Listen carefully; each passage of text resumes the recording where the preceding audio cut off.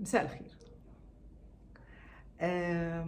النهارده عايزه اقول لكم خبر حلو، وعايزه اقول لكم في نهايه اخر الايام في 23 وبدايه سنه 24 الحمد لله تم بناء مخيمات إغاثة للفلسطينيين في جنوب غزة، وطبعا في خان يونس. وطبعا ده شيء جميل جدا، يعني بنشيد بالحكومة المصرية وبنشيد بسيادة الرئيس ان هو الحمد لله وفقوا ربنا ان هو عمل لهم هذه المخيمات. ويا ريت اكتر واكتر واكتر، نتمنى ان تكتر حتى كمان المخيمات دي، لان هي معموله بطريقه جميله جدا. لوجيستيك عباره عن الهلال الاحمر طبعا هو اللي بينظمها، وفيها دواء، غذاء، ميه، نور، كل حاجه كانها بيت بالظبط. ويا رب ندعمهم اكتر واكتر، ويا رب نقدر نعمل حاجه للفلسطينيين. وانا دايما يعني بكون فرحانه لاي حاجه تتعمل لهم، وبشيد بالمراه الفلسطينيه جدا وصبرها، وقد ايه هي قاومت، وقد ايه هي صبرت، وقد ايه هي انسانه عظيمه. وزي ما بشيد بالمراه الفلسطينيه لازم اتكلم عن المراه السودانيه، وهي بتقدم لنا استغاثه وبتقدم لنا ارجوكوا الحقوني، ارجوكوا انقذوني. قد ايه كان هائل في التعذيب واهانه، خصوصا الشرف ده يعني متنا.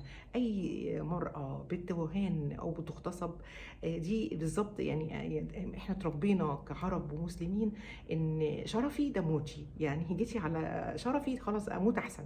فطبعا انا مش قادره اوصفها، مش قادره اقول ايه على المراه السودانيه غير ان انا اقدر اقول لها انت شجاعه، وهتفضلي طول عمرك شجاعه وهتقاومي، وانك انت اعترفتي ده شيء من اللي هيكتبه لك، يعني ربنا سبحانه وتعالى اكيد هيقف جنبكم وهيكتبه لك التاريخ ان انت ما رضيتيش بده، وانك انت قاومتي وبتقاومي وبتحاولي ان حد يساعدك.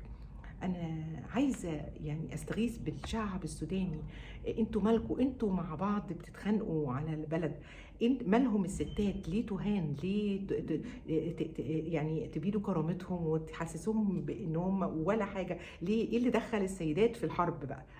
انا عايزه اعرف فين القانون الدولي اللي يدخل ويوقف المهانه دي؟ فين السودانيين اللي في العالم يقفوا للسودانيات؟ انا عايزه يعني حاجه تتحرك قويه، سيدات العرب كلهم يقفوا مع المراه السودانيه في ازاي هي بتغتصب وهي في بلدها في وسط اخواتها وفي وسط حياتهم. وايه الاباده بقت الجماعيه دي؟ ولازم نتكلم عن السودان ونعرف ايه اللي بيحصل لهم بالظبط، لان حاجه لا يصدقها عقل حقيقي. وطبعا انا يعني في وسط كل المهانه وفي وسط كل المشاكل اللي بتدور حوالينا دي، انا مش عارفه الاقي اي حل، لان مين البلد اللي هي يعني مفيش اي حد واقف مع الفلسطينيين.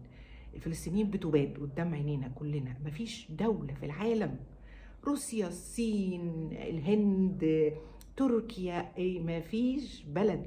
يعني سيبنا من البلاد العربيه اللي راحت وبقت بتساعدهم، وده شيء مؤسف طبعا، لكن حتى اللي بتعبر عن اسفها وتعبر عن جوانا الغضب الجوان، اللي هم الشعوب هي اللي بتتحرك، هي اللي بتتظاهر، لكن الحكومات متوقفه كأن في حاجه وقفاهم. هو طبعا واقفين ان مش عايزين يحاربوا امريكا، بس في بلاد قويه قد امريكا واكتر منهم، وامريكا اساسا يعني متنازعين في حاجات كتير ويقدروا يقفوا.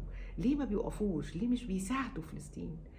اتكترت عليهم قوي يا عيني المحن، واتكترت عليهم قوي الازمات، وربنا ان شاء الله هينصرهم، وان شاء الله ربنا ينصر سياده الرئيس في الازمات اللي حواليه، وتبقى سنه حلوه علينا. انا عارفه ان الدنيا ضيقه قوي اليومين دول على مصر، وبيحاولوا يضيقوا في اقتصادنا، وبيحاولوا يضيقوا في لفه حزام ملفوف على مصر جامد قوي.